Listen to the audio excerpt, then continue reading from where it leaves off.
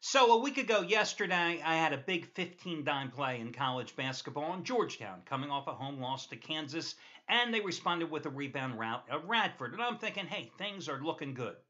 And then I proceed to lose 3 straight days and 5 of the next 6. So yesterday, when I have another big 15-dime play, and remember, 15-dime play, that is my normal top-rated play in any sport. 99% of my plays are rated between 5 and 15 dimes. And this time I'm on Kentucky minus 14.5 points against UCLA, and the Wildcats jump out to a 24-0 lead. I'm in a cold sweat. I'm worried. Because when you lose 3 straight days and 5 out of 6, you don't think you're going to get any breaks. I'm sitting there watching the game just anticipating. Any second now, UCLA going to go on a 44-4 run. Any second now, 7 Kentucky Wildcats are going to foul out of the game, all getting technicals, and they're going to have to forfeit because they don't have enough players. Although, truth be told, I think Kentucky could have played with 3 players yesterday and still probably won that game by 20 points. Oh, my God. Not that Kentucky. Now here's the problem. Kentucky, because of the magnitude of that blowout, when you win by 41 points against UCLA, even though UCLA isn't UCLA anymore, you get no line value with Kentucky anymore, period. But hey, look, I picked up the win, and that's all I can absolutely hope for some days. Free picks yesterday took a split, gave you UL Lafayette outright in the New Orleans Bowl against Nevada. Boy, what a boring game that turned out to be. It looked like both teams thought they were playing at 8 o'clock Pacific Coast time. Just a miserable game. I thought it would be a high-scoring affair, but hey, UL Lafayette, the one-point dog, won it outright. Lost the other football play with the Eagles. Can you say choke for Chip Kelly and the Eagles? College basketball took a split, lost with Butler, and won with Washington, a 5-point dog at the MGM Grand. Against Oklahoma, winning that game outright. So 20-11 roll with complimentary plays. Going into today's selections, where I'm going to break down the games between Atlanta and New Orleans, Pittsburgh, Kansas City, and New York and St. Louis, and they're all coming up in just a moment. Hi, everyone. Al DeMarco here. This, of course, is going to be your Sunday video report. In case you hear sirens in the background, they are bringing Santa Claus through the neighborhood on fire engines, handing out candy canes and gifts to small kids, and I think hopefully he will have some football winners for me too. I'm going to be running out here in just a couple of minutes. Let's talk about the bad first from Saturday. I know that's kind of bizarre, but you should come to expect that here on the video reports, because I more often talk about losers than winners, because I just believe in total transparency. Listen, as a guy who had lost 3 straight days and 5 out of 6 going into yesterday, I don't have a lot of room to speak. But I don't understand why everybody was in love with Colorado State in the Las Vegas Bowl yesterday. I don't get it.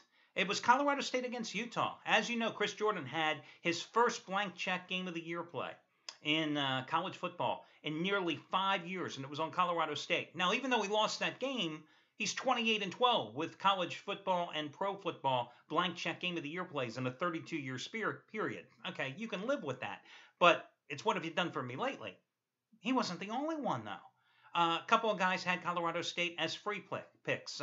Brian Rusika had Colorado State yesterday as his second straight 50-dime winner. I can't tell you how many national publications I was looking at their writers breaking down games, and they were all leaning toward Colorado State, and I'm going, did any of you guys see Colorado State lost their regular season finale and then their coach left? And listen, coaches leaving prior to the bowl games, it's nothing new.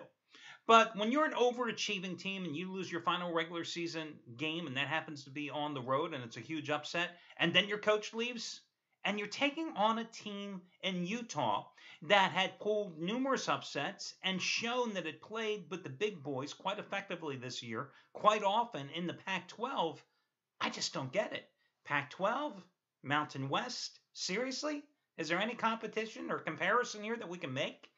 Again, as a guy who had lost 3 straight and 5 out of 6 going into yesterday, I don't have a lot of margin of error. But it's my video report, and I can do whatever I want, so I can criticize too. The other big play yesterday that also failed was Trace Adams, who had his second ever 2,500 star play in the NFL. The first one was Denver and San Francisco over, and that memorable Sunday night game. I say memorable because I was stuck in Tunica, Mississippi, sitting in a casino hotel room because my wife was gambling all night. And trust me, if you're in Tunica, Mississippi, you ain't got nothing else to do other than sit in the hotel room. I mean, you can go to the buffet. I mean, you can go, gamble. That's about it. You can go sit in your car, or you can drive 30 miles to find something to do. Again, Tunica, Mississippi, not giving me the key to the city as well. But that game he did win yesterday. He did not, as the Eagles just stunk up the joint. And I mean, you knew it was going to be bad news for Philadelphia when they couldn't get any points out of that last drive, closing the first half. And then they get the gift from the gods with the fumble return on the kickoff on the opening play of the third quarter.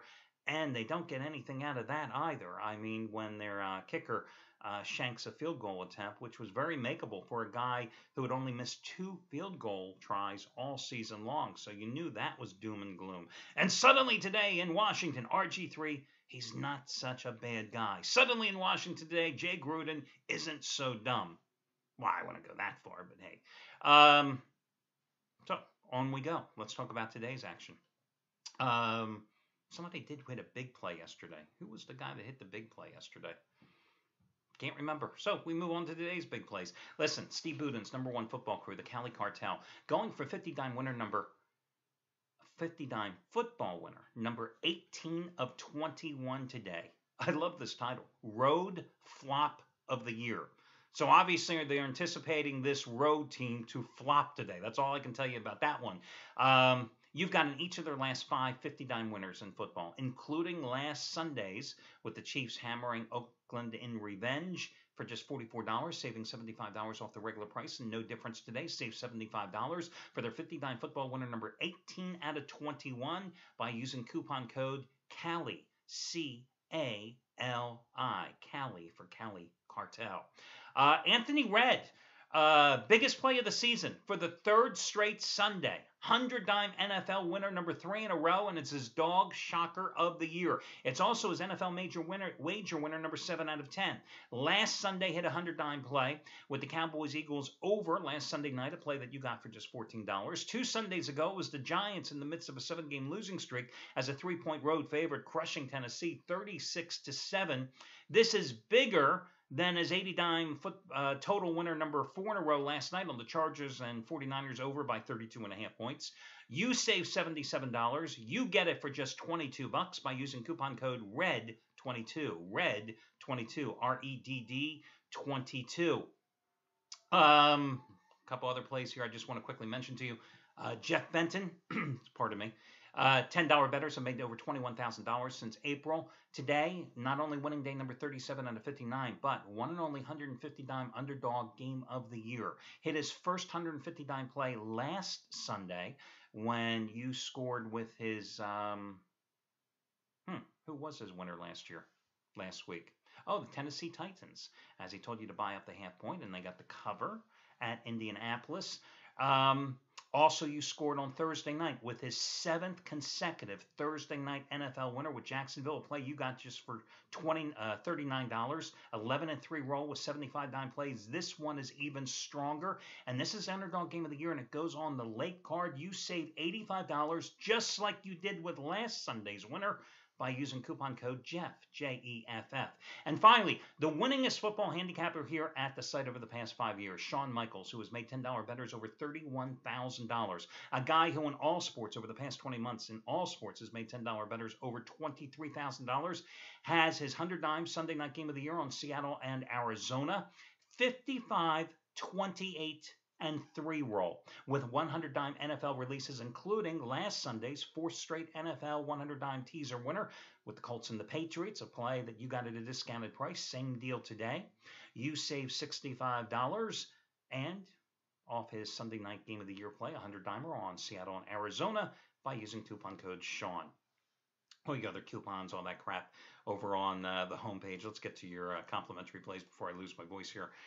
Let's do these in reverse chronological order. I'll do the late game first for you on the afternoon card. The Giants find themselves catching 6 to 6.5 points at St. Louis. Last we saw St. Louis, the Rams were putting everybody to sleep in that home loss to the Cardinals 2 Thursdays ago. Home teams off a Thursday night loss have failed to cover in 8 of their next 9 games. So that certainly doesn't bode well for St. Louis. Giants, of course, playing their 3rd road game in 4 weeks. But listen, I like the way the Giants are playing offensively right now.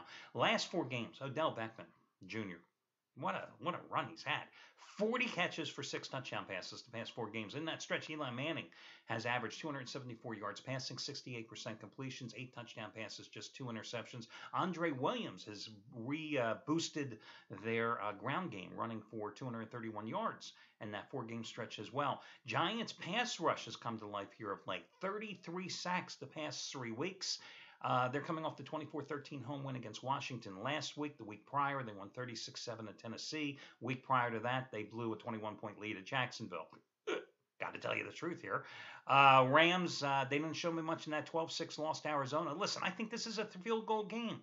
So if you're giving me 6.5 points, and I think it's a field goal game, I got to ride the underdog. And if I'm getting 6.5 points, by the way, I'm buying up the half point to 7 in this contest as well. So the Giants would be the first play on the early card. I have another underdog. I'm going to go with Atlanta plus 6 to 6.5 points. And again, if I'm getting 6.5, I'm buying up to 7 in that game.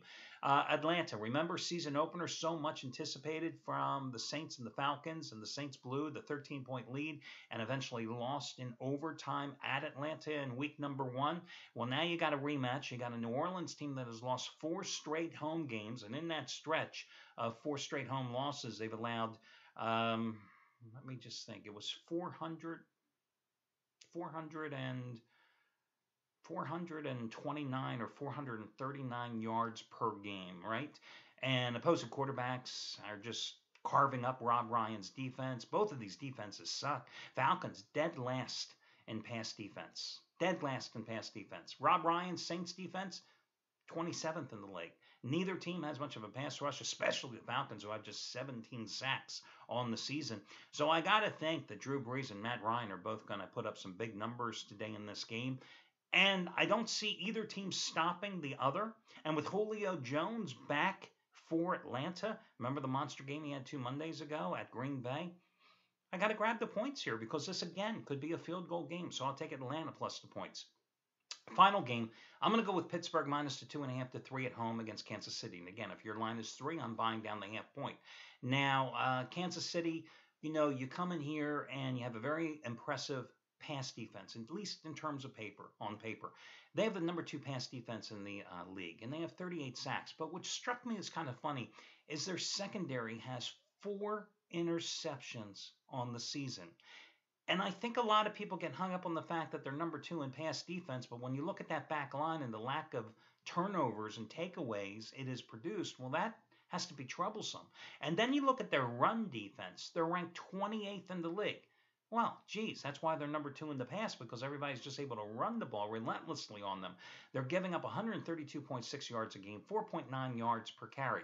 Well, what are the Steelers going to do? They're going to run Bell nonstop into the middle of that line. Last 4 weeks, the Steelers have averaged 137 yards a game on the ground, 4.9 yards per carry. It goes without saying, when Bell is effective, Roethlisberger's even more effective.